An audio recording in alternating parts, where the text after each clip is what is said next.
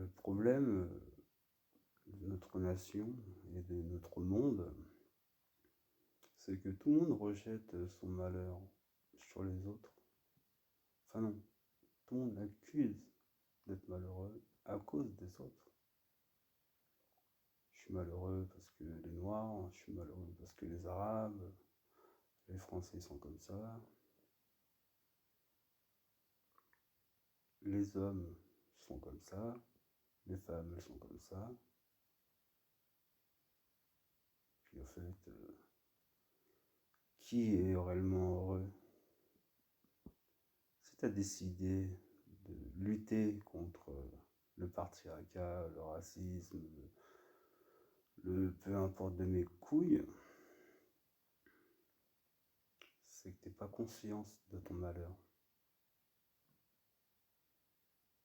Tout simplement. C'est aussi simple que ça. Prendre conscience de son malheur, c'est une grande bénicité pour nous. Ça nous permet de regarder du coup ce qu'il y a à l'intérieur de nous. Ça fait peur, bien sûr, mais on peut les corriger. On peut s'auto-actualiser. On en est capable. Il suffit juste de changer son comportement, changer son langage et ouvrir sa vision, son regard, sa conscience, s'élever un peu plus haut. S'élever juste un peu plus haut. Si par exemple ton gros défaut c'est ne pas avoir de culture par exemple, bah charge-toi de culture. Même si, je sais pas, tu lis 2 livres dans l'année, et bah ça te fera 2% de plus que hier. Alors je dis pas que lire ça rend heureux, enfin, pour certains oui. Moi lire c'est pas forcément un plaisir, mais ce que cette connaissance m'apporte me fait plaisir.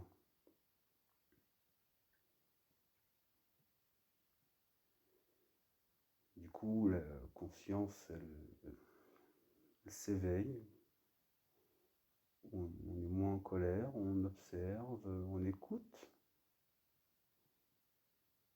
Et surtout, on ne juge pas la personne sur comment elle vit sa vie. Alors, ça m'arrive encore de juger les gens, bien sûr. Je me juge moi-même aussi. Mais je cherche à m'améliorer. Et je cherche aussi à me protéger. Me protéger d'influences néfastes. Néfastes pour moi, mais concrètement, s'ils sont néfastes pour moi, c'est que pour eux-mêmes, ils le sont. Puisque, au fait, si genre t'as pas de soucis, tu te poses pas trop de questions de est-ce que je vais rester dans ce boulot, qu'est-ce que je vais faire si j'ai pas de travail. Bah, en fait, il y a plein de solutions. Si t'as pas de travail, si t'as peur, il faut juste aller chercher. Et aller chercher, du coup, ça inclut ouvrir un peu sa conscience. Mais juste à 2%, comme je disais, ce sera mieux qu'hier. Puis si on fait mieux qu'hier, ça veut dire un meilleur lendemain. Un meilleur moment présent aussi. Il n'y a pas de lendemain, concrètement, on vit tous dans un éternel moment présent. On sait que demain va arriver, mais on est dans un moment présent. Quand on sera demain, on sera dans notre présent.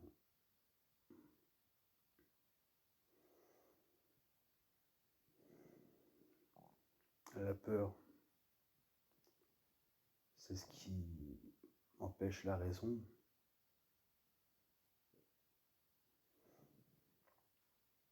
pour ça qu'il faut éveiller la conscience. Si on perd la raison, on se comporte comme des animaux. Si on se comporte comme des animaux,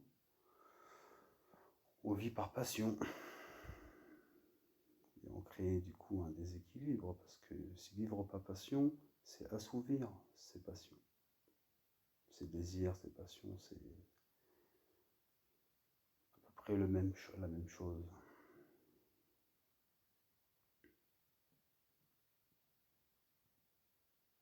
La passion et la raison ensemble, par contre, ça fait un équilibre, une verticalité.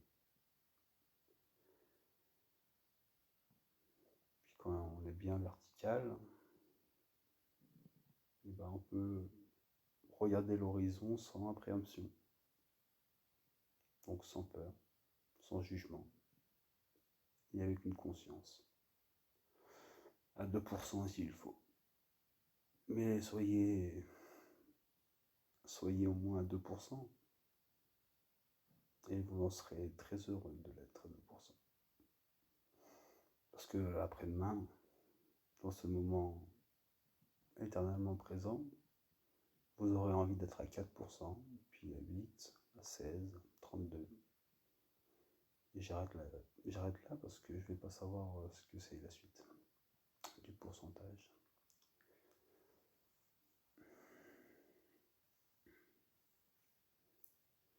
Ça crée la noirceur chez les uns et les autres, la peur. Quand on a peur et on ne sait pas la traduire, on ne comprend pas notre malheur, dès que quelqu'un dans l'entourage arrive et qu'il est un peu plus conscient, un peu plus heureux, ça fera peur à cette personne-là. Du coup, il va vouloir montrer une supériorité. Il va réfuter n'importe quel propos que vous serez capable de présenter.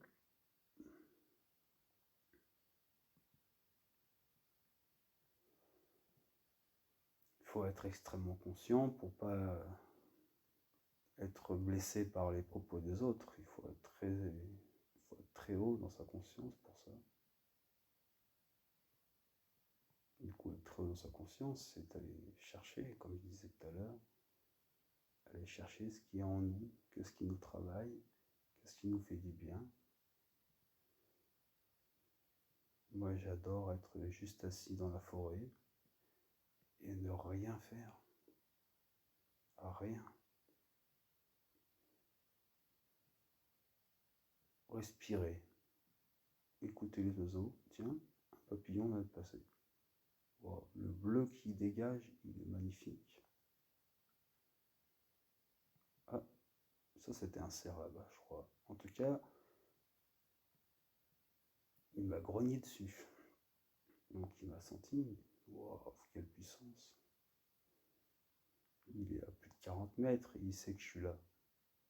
Moi je le vois pas, mais lui m'a repéré. Comment un animal peut être autant conscient?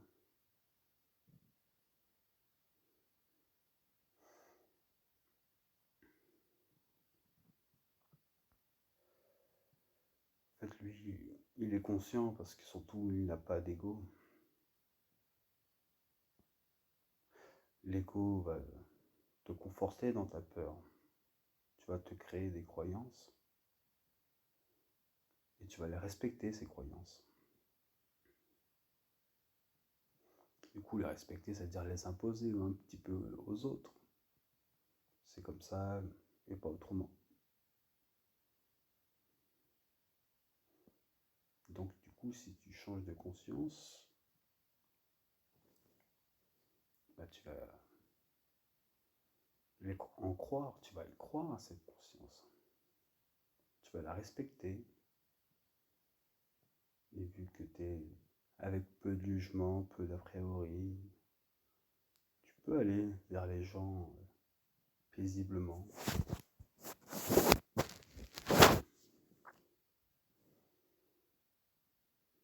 En en toute assurance, humilité, savoir que tu sais rien de l'autre et du coup tu questionnes avec des attentions pures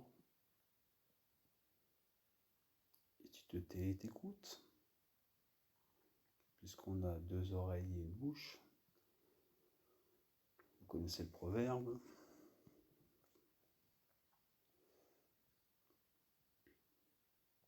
Et pas forcément besoin de répondre quelque chose pour paraître intelligent. Si tu sais pas, franchement, je sais pas quoi te dire, c'est très intéressant, mais à mon avis, tu es peut-être plus consciente que moi. Et là, tu lui fais ton plus beau des sourires.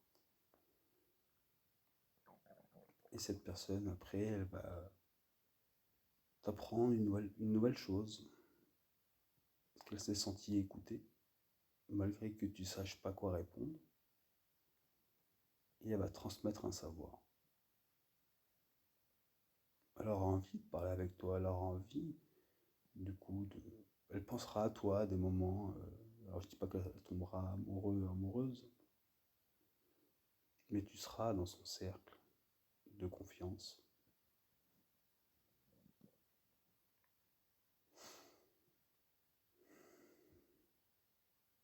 La peur, c'est une perception erronée d'une réalité.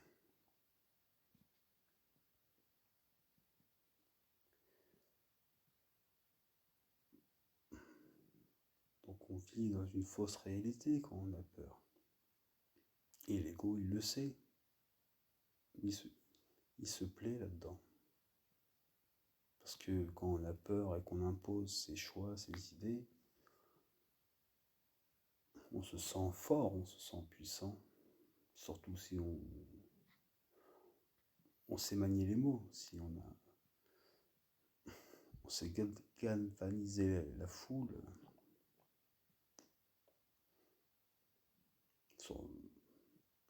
Les gens cherchent aussi cette peur, ils se protègent, ils vont se mettre à des postes stratégiques dans leur carrière ou à des activités annexes. Ils vont se créer une importance. Mais ça se crée une importance pour les autres. Ça, c'est l'ego qui parle.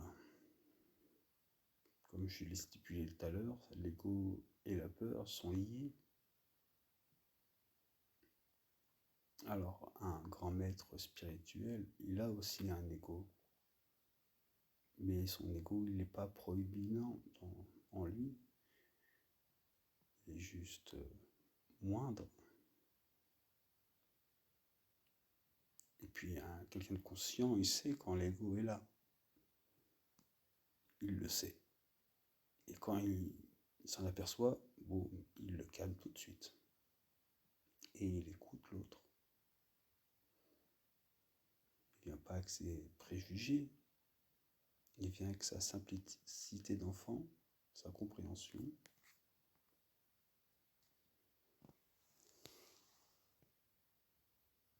Il vient avec la simplicité de l'enfant, sa compréhension et ses intentions pures.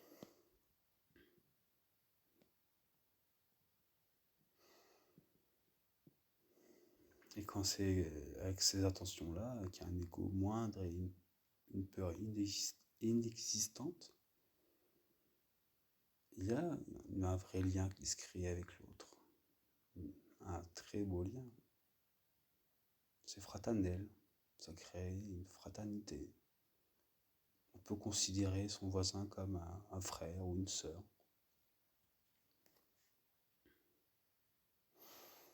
Du coup, on aura plaisir d'aller le voir, boire un café avec lui, par exemple. Peu importe qui il est, à quoi il ressemble. Parce que les préjugés, ce n'est absolument pas bénéfique pour les uns et les autres. Surtout sans connaître la personne en face.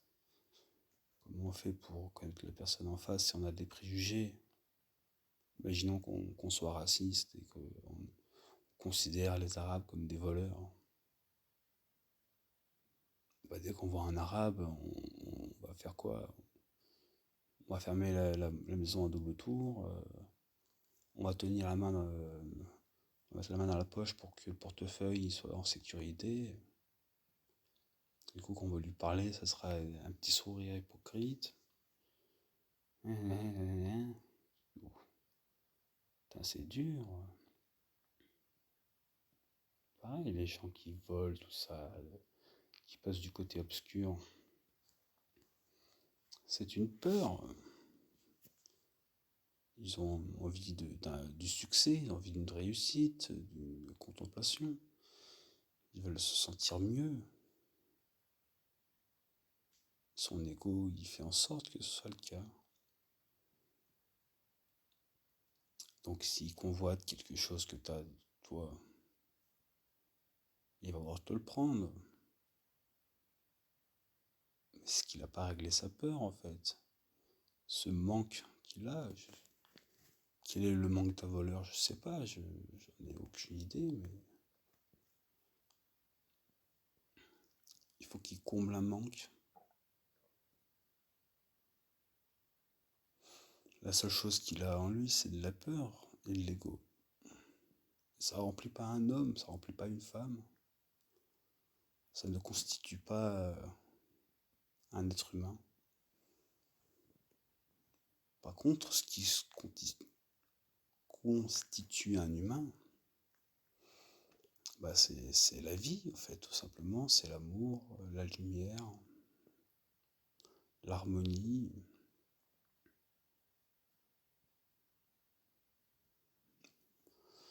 On est censé naître, grandir, fleurir et mourir et laisser la génération suivante. Mais comment la génération suivante peut s'épanouir dans un monde de peur, un monde de crainte?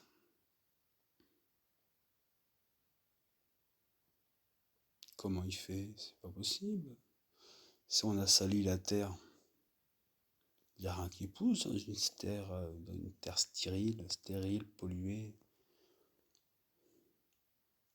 Quand il n'y a pas les frères de la forêt qui viennent polliniser,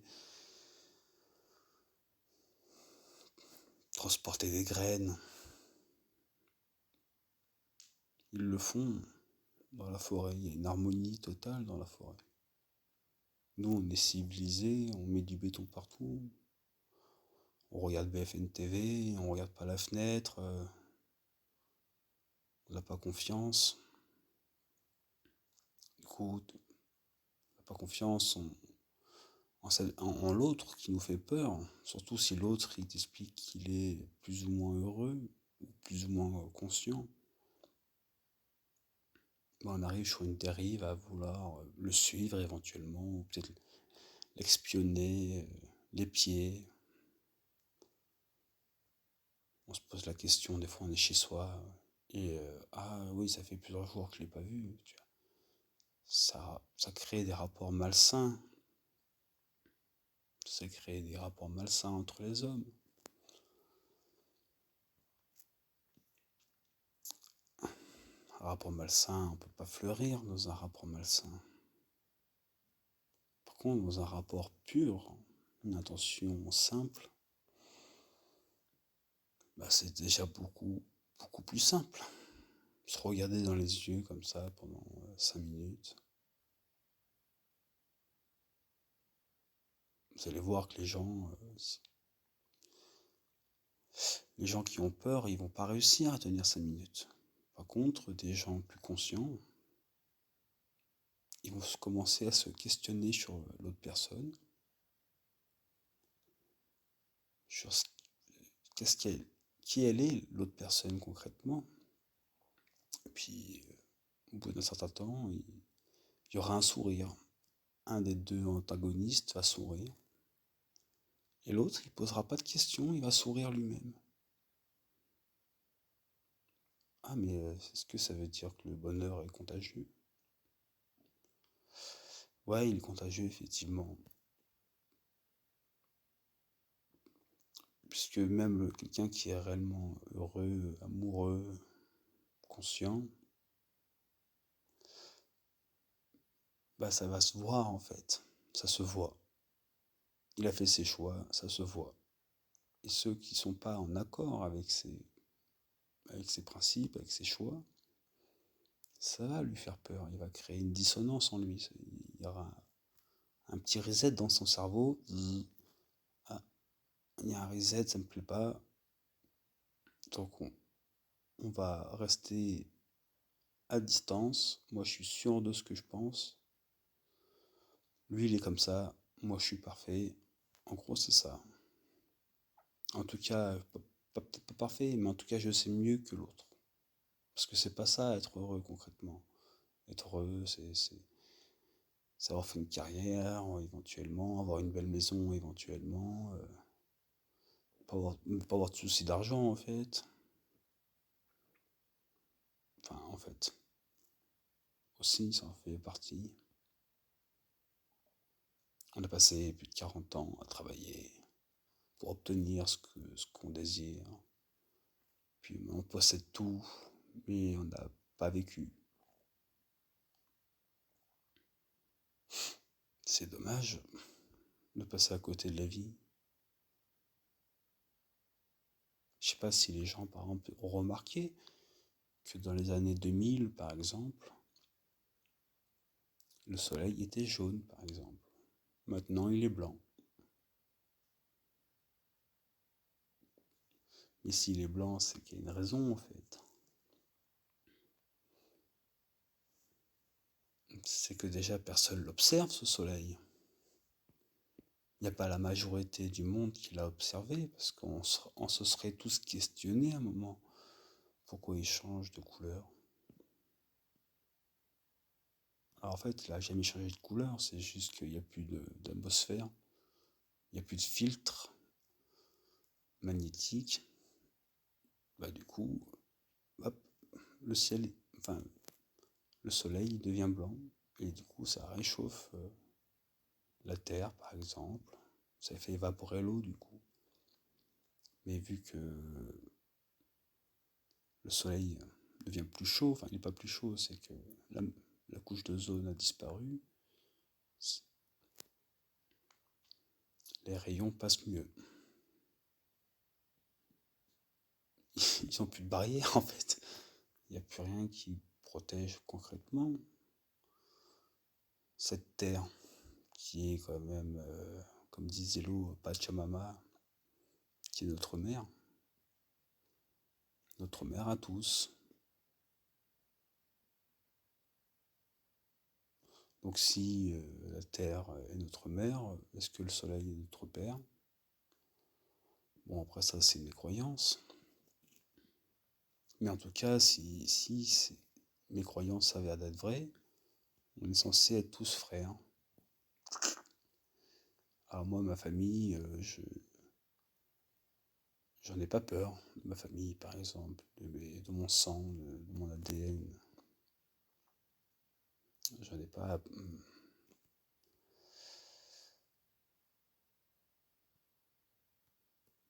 Du coup, je suis.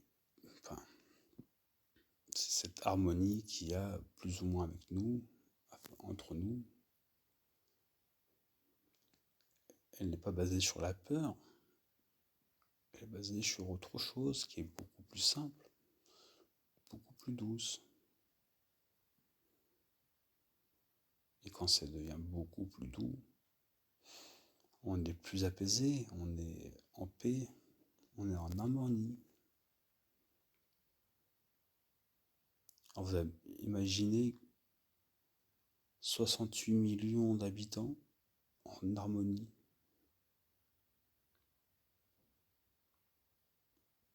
Waouh!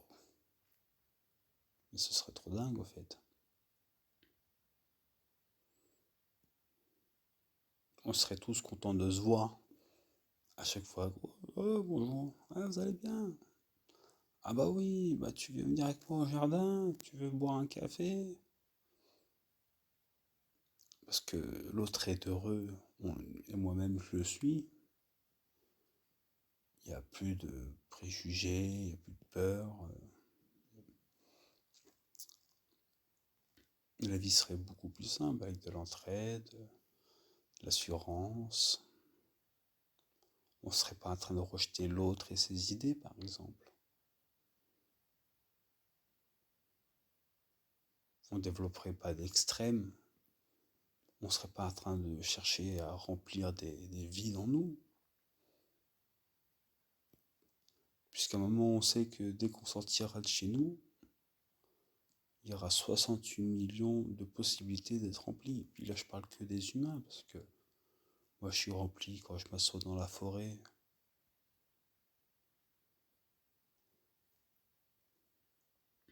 En faisant rien, je suis rempli. C'est pas toujours évident, bien sûr. Je me lance pas des fleurs non plus. Hein. J'ai conscience de mon état sentimental, dans ce que je ressens en moi. Donc, des fois, effectivement, hein, c'est plutôt nuage noir hein, que grand soleil, c'est sûr. Le chemin j'y suis dessus, donc j'avance. Puis bon, il y a des petits trous et bam, je me fais mal au genou, je pleure un petit peu et puis je me relève. Et puis en fait, le fait que je sois tombé, bah en fait la vie elle a continué. Quand bah, je suis tombé, bah effectivement, le temps s'est pas arrêté, le papillon a toujours volé. Bernard il a rentré ses ânes.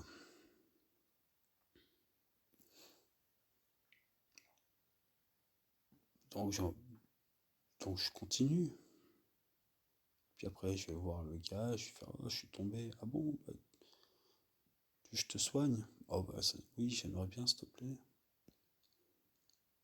Tac, bah, allez, bah continue bien. Donc toi, tu repars. Le monsieur, il a été content de t'aider. Il t'a soigné, il était content. Il va rentrer, il va voir sa femme. Il fait, oh chérie, putain, j'ai soigné un gars là, il est tombé devant moi.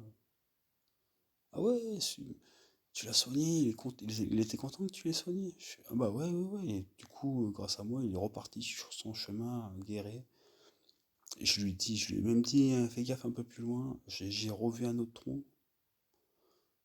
Et là, il a rigolé. Ah bah, j'espère que je te recroiserai là-bas. Tu vois, c'est venu mon frère, cette personne. C'est venu mon frère. Parce que, en fait, à un moment, malgré la distance, malgré que je le reverrai pas, bah, j'ai pensé à lui à un moment. Comme ça, on sait pas, je sais pas, je sortirai de la salle de bain, je suis en train de me sécher. Ah oui, c'est vrai que ce monsieur, je me rappelle même pas de son prénom, mais c'est vrai qu'il m'a soigné le genou quand je suis tombé. Ah ouais, super. Et autant à ce moment-là, il pensera même à moi, tu vas dire, ah ouais, ce jeune homme là, ah oui, il s'appelait comme ça, je crois. Ouais, ouais, attends, il était tombé devant moi là, ah ouais, c'était trop drôle. Ah ouais, je l'ai soigné, c'était bien. Putain, je me suis occupé de lui 2 minutes 30. Et 20 ans après, il s'en rappelle parce qu'en fait, il a trouvé ça tellement beau, tellement simple, tellement généreux.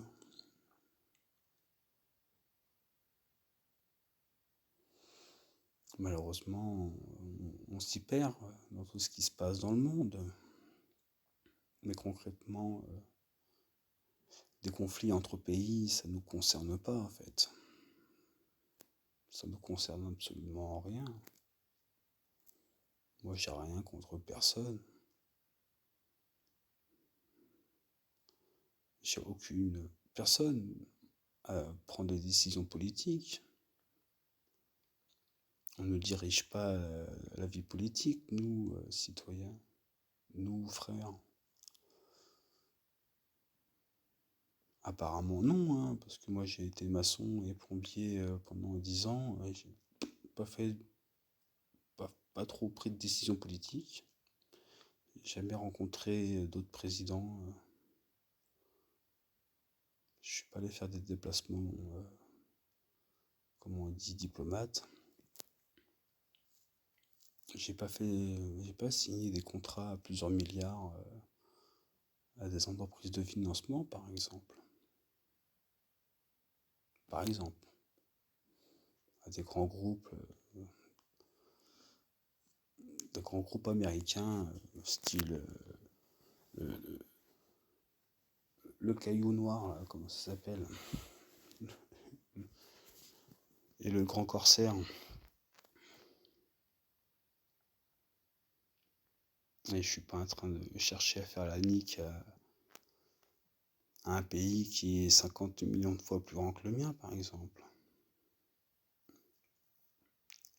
Et qui plus est, avec une ressource quasi illimitée, et puis des accords, avec d'autres accords avec des pays bien plus puissants encore. Et en espérant que tout se passe bien à la fin. Ben oui.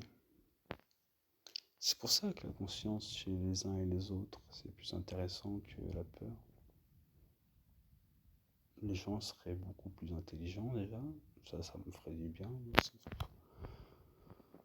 Ah oui. Ils comprendraient beaucoup plus vite, beaucoup plus simplement. Il faudrait beaucoup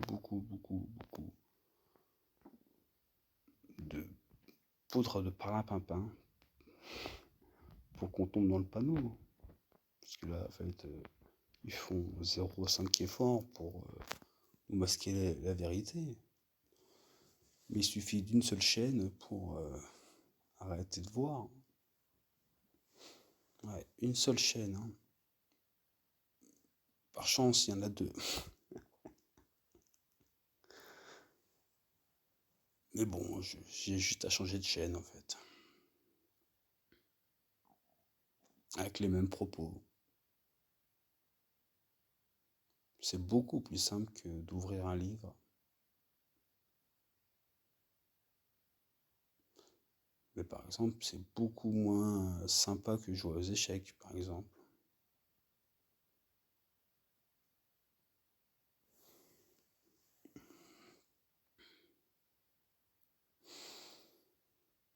Hmm.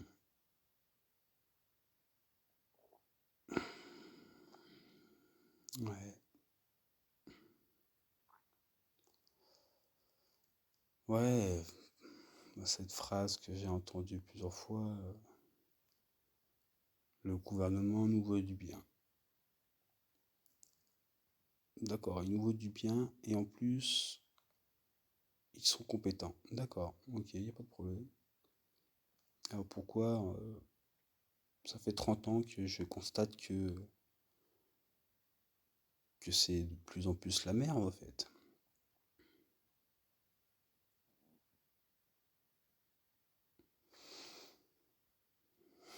Ah ouais, c'est dingue, hein. Moi, ça fait 30 ans que j'entends les mêmes discours. Ça fait 30 ans que j'entends les mêmes discours. Les gens s'engueulent sur des propos qu'ils maîtrisent même pas en plus. Parce que ça ne nous concerne pas, la vie politique concrètement. Si vous pensez que ça vous concernerait réellement, vous irez en politique. Vous n'irez pas commenter. Vous ne commenterez pas la politique, vous en ferez concrètement. Mais vu que vous avez peur, que vous êtes bête aussi, hein, parce que la peur, enfin, la raison, l'intelligence fait qu'on a moins peur déjà.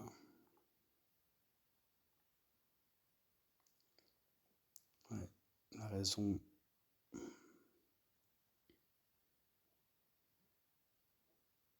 Ah, c'est tellement plus simple de s'émerveiller devant une fleur en fait. C'est très con de le faire. Hein. De le faire tous les jours, ouais, c'est très con je trouve. Mais je le fais moi tous les jours. Bon, à part en hiver bien sûr, il n'y a pas de fleurs.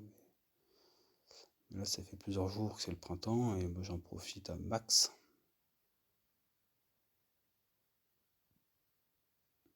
Puis au moins, pendant que je la regarde, je vous assure que j'ai peur de rien. Puis je pense pas à grand chose à ce moment-là non plus. Juste en contemplation. Je suis un être, en plus une fleur, ce qui est incroyable, capable de pousser les cailloux. Donc elle a réellement pris la décision de s'éveiller. Elle a pris la décision. Elle pousse les cailloux. Elle pousse la terre et les cailloux. Mais nous, on se prend une pierre qui tombe de notre main sur notre orteil. On est en PLS.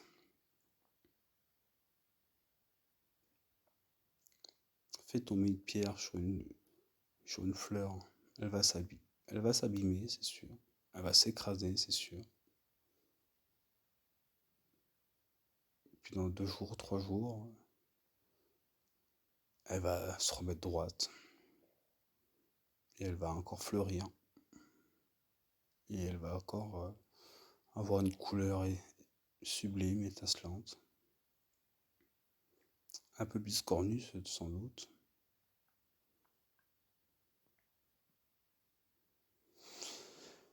Sans doute biscornue, mais elle sera toujours aussi brillante. Et puis elle laissera la place à la prochaine. Et puis quand elle sera partie, elle n'aura absolument rien gaspillé. Elle n'aura rien sali. Elle aura même tout honoré, puisque elle honore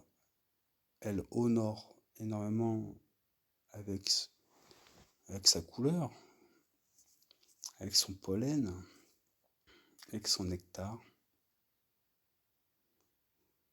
Alors, j'allais dire les racines, puis dire bon, ok, les racines pour la fleur, c'est pas énorme. Mais un arbre à côté, c'est déjà l'exemple un peu plus conséquent. Les racines de l'arbre abritent énormément de vie aussi. Comment une racine est capable d'absorber quelque chose déjà? Comment un arbre est capable d'absorber l'oxygène, absorber de l'eau? Comment les racines peuvent oxygéner aussi la terre, la rendre moins acide par exemple? Du coup, c'est le moins acide, ça veut dire qu'il y a des vers en fait qui va apparaître, et on sait que les vers est extrêmement bénéfique par exemple pour la terre. Et puis comme ça, elle pourra nourrir sans doute quelques bestioles, comme la taupe. Puis la taupe, ça pourra nourrir le renard.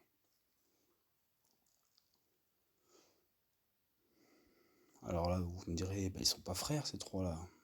Non, mais ils sont complémentaires en fait. Parce que quand le renard aura fait ses besoins, ça va retourner à la terre. Puis au final, c'est le ver qui bouffera le renard. Puisque quand le renard va décéder aussi, ce sera le ver qui va le manger. Le ver, les mouches, ils vont le détruire concrètement. Ils vont le dépouiller, le détruire, le décomposer. Mais grâce à ça, à cette décomposition, il fera déjà naître d'autres choses, des fleurs, des vers, des abeilles, des papillons.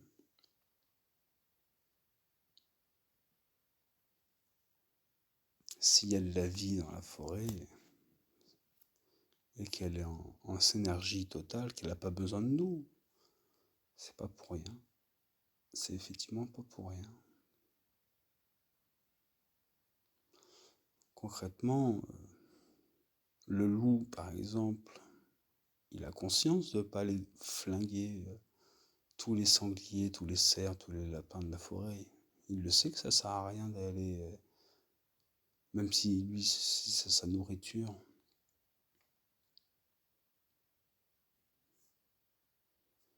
Puis d'ailleurs, je suis quasiment sûr de mon fait. Si un loup attaque un troupeau de quelque chose et que il a tué une bête et qu'il est en train de manger cette bête, je suis quasiment sûr que les autres bêtes qu'il y a autour s'apaisent tout de suite. Bien sûr, on tient à sa vie. L'animal tient à sa vie, lui aussi, puisqu'il ressent quand même la peur du prédateur. Enfin, il a peur en voyant le prédateur, en le sentant. Il sait que ça va être chaud pour ses fesses, il reste immobile. Donc il se met à courir. Puis malheureusement, il y en a un qui, entre guillemets, va se sacrifier. Enfin, il courra moins vite, il va trébucher, il va se faire attraper.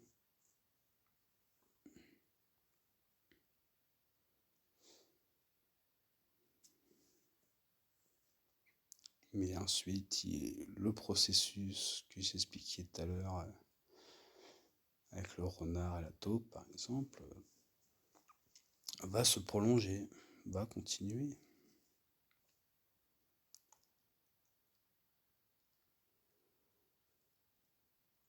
Ils ont conscience, les animaux, de ça. Et pourtant, ce sont des animaux. Même la fleur a la conscience de ça. Et pourtant, c'est qu'une fleur.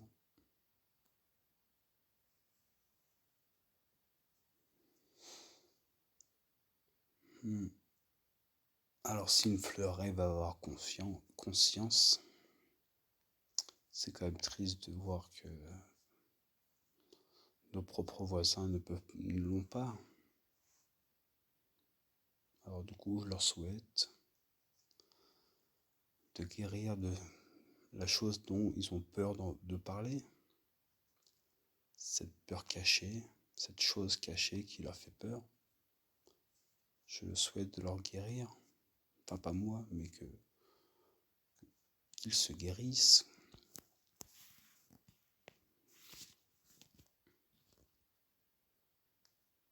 Ce serait merveilleux et beaucoup plus simple pour tout le monde en fait. Élever sa conscience. Élevons notre conscience.